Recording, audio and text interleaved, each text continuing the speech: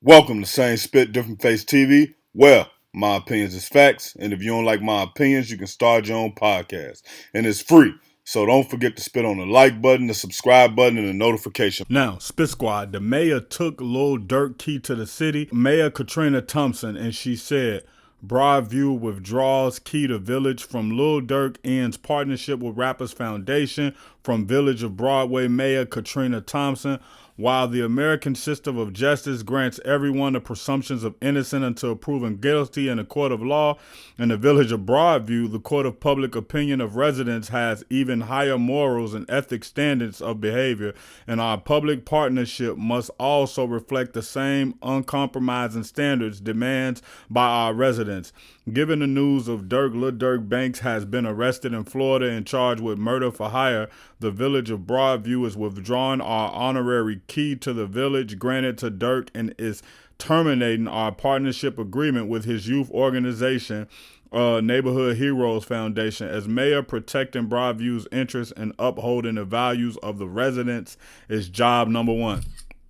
Now, in the first step of things, I do understand why she would want to take the key to the city to him. It could be something that could go against her when she run for mayor the next time, whenever she runs for the mayor, because basically whoever her opponent can say is, yo, she endorsed this guy has done XYZ, and by the time she run again, the case will probably be over or something like that, and more details will actually come out, and for her, it's not worth her losing her spot as the mayor. Now, the other thing you have to think about from this situation is it's going to be a lot more fallout behind this, and there's going to be a lot more people that's going to step away from him. Now, everybody's your friend. Everybody think you cool. Everybody want to hear and say you about it. Even one time on Clubhouse, it was a guy who was like, yo, I know some people from Chicago. The people I know be spanking shit and, be saying stuff like that. And they don't understand that all of this stuff that you be saying cut into all the stuff that be said in the lyrics, cut in with the guy allegedly wearing a wire and getting these conversations on tape. Well, now you put in a position to where everybody that you thought was your friend, everybody who cheered you on for the things that you did, everybody who was saying you a real nigga, you're going to see them not post you. Now, when you look around the industry, you haven't seen one person post free him. Like, it's different between going through a state case and going through a Fed case. And when you really look at it, you didn't even see a lot of people start to try to say free Young Thug. They waited a couple of months to kind of see how things was going to play out.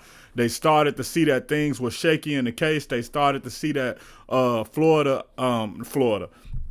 They started to see that the Fulton County DA wasn't really on top of their game and wasn't putting forth their best foot, and then people start saying free him because now the state is different, right? But nobody wants to get caught up in the Fed case, because if you start doing too much in that Fed case, them feds can start trying to put cases on you. Them feds can start digging into what's going on in your life, and at the worst case scenario, them feds can come in and try to say, oh, you didn't pay your taxes on this day, or you didn't pay enough of your tax, whatever it comes down to it. So a lot of people is going to step away from him, and then he going to have to sit there in that cell and look in that mirror and look inside his heart and say, was this really worth it? It's a advice I always give people, man. When people come to me for any type of advice now, and it don't have to be extreme like this, man.